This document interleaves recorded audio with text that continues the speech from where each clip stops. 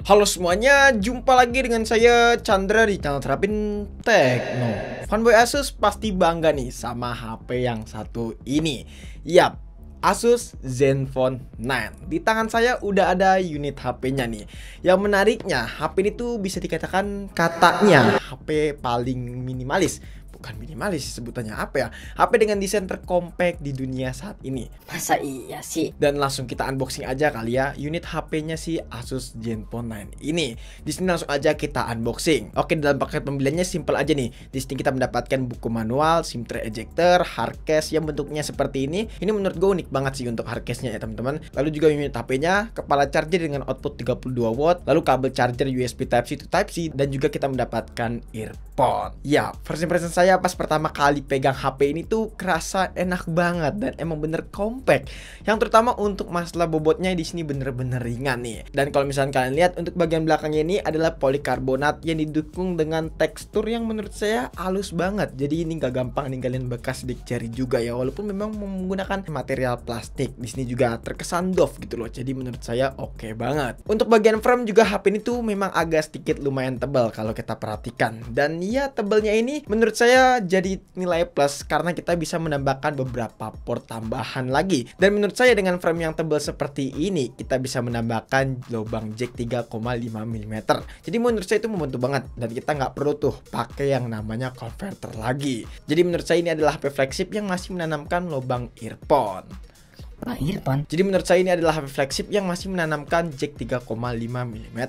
Oh ya teman-teman, saya sedikit pengen notice untuk framenya ini tidak mengotak banget dan memang agak sedikit ada lengkungan yang menurut saya masih tetap nyaman kok walaupun kita pegang, dan solid banget sih intinya itu. Beralih ke bagian sizing layar. Oke, untuk layar sendiri Asus Zenfone 9 ini masih pakai layar berukuran 5,9 inch, yang dimana ini ukuran layarnya di bawah 6 inch. Dan ya ukuran ini memang menjadi salah satu ukuran yang compact kalau menurut saya. Dan untuk resolusinya juga di sini cukup tajam nih, yaitu Full HD Plus. Jadi untuk layar dengan ukuran 5,9 inch dengan dikonfigurasi resolusi yang cukup tinggi menurut saya menjadi nilai plus karena layarnya kelihatan tajam. Apalagi untuk panelnya sendiri di sini udah pakai panel Super AMOLED dengan refresh rate 120 Hz dan juga dukungan SDR10 Plus. Jadi menurut saya makin tambah puas lah walaupun ukuran layar HP ini tuh kerasa kecil. Untuk peak brightness-nya bisa di-push sampai 1100 nit. Jadi kalau buat dipakai di luar ruangan itu masih kelihatan jelas banget. Dan setelah saya setup nih HP-nya, saya coba buat scrolling sedikit nih. Si Asus Zenfone 9 ini memang bener-bener enak banget karena bisa dijangkau dengan satu tangan aja.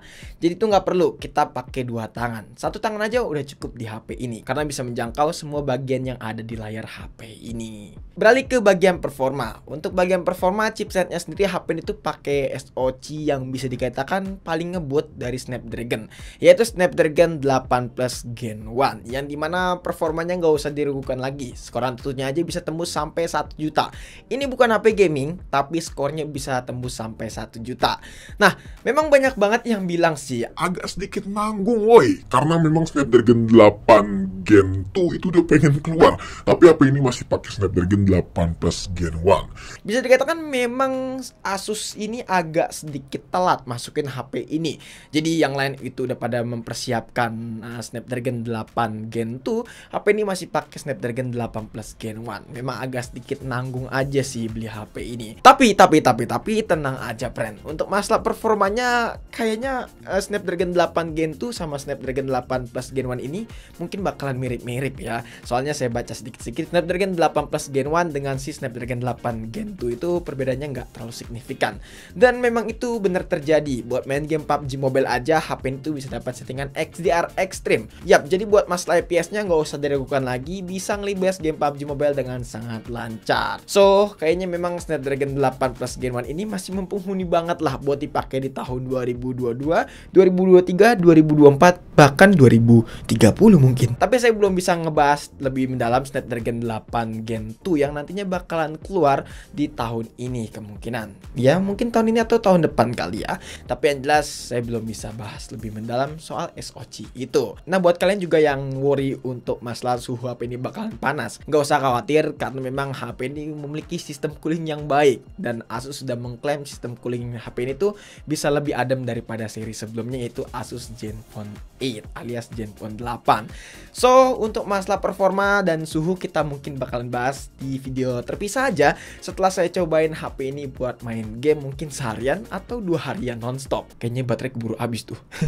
Tapi yang jelas untuk masalah performa lebih mendalam dan pembahasan experience ngegame kita bahas di video selanjutnya aja. Sekarang untuk baterai sendiri, HP ini tuh memiliki kapasitas sebesar 4300 mAh. Iya, memang ini kapasitas yang menurut saya nggak kecil-kecil banget sih ya dari segi angka, karena memang masih bisa disaingi dengan HP-HP flagship brand lain yang kapasitas baterainya itu nggak terlalu jauh beda. Sebenarnya agak sedikit ragu sih HP ini bakalan boros atau enggak, karena memang ukuran casingnya yang compact seperti ini takutnya malah bikin boros. Tapi nanti kita bakalan uji untuk screen on 10 dari HP ini, apakah HP ini bisa bertahan seharian penuh atau enggak.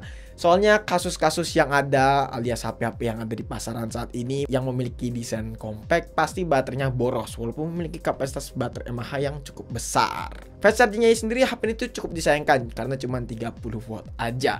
Ya memang ini menjadi apa ya, hal yang cukup disayangkan lah dari Asus Zenfone 9 ini, yang dimana HP-HP brand lain itu udah pakai 200 watt, 210 watt bahkan, tapi HP ini masih pakai fast charging 30 watt aja. Beralih ke bagian kameranya nih, yang paling menarik soalnya ini menarik banget. BAM kameranya cukup besar nih teman-teman. Dan kalau kita bandingkan dengan Asus Zenfone sebelumnya, itu BAM kameranya biasa aja. Tapi di Asus Zenfone 9 ini bener-bener gede banget. Soalnya di Asus Zenfone 9 ini ada yang namanya Gimbal OIS, yang kita bakalan tes nantinya untuk hasil perekaman sestabil apa HP ini. Tapi yang jelas untuk konfigurasi kameranya di sini memiliki setup dual kamera aja nih, dengan kamera utamanya beresolusi 50 megapiksel, 12 megapiksel untuk lens ultrawide serta 12 megapiksel untuk kamera selfie-nya.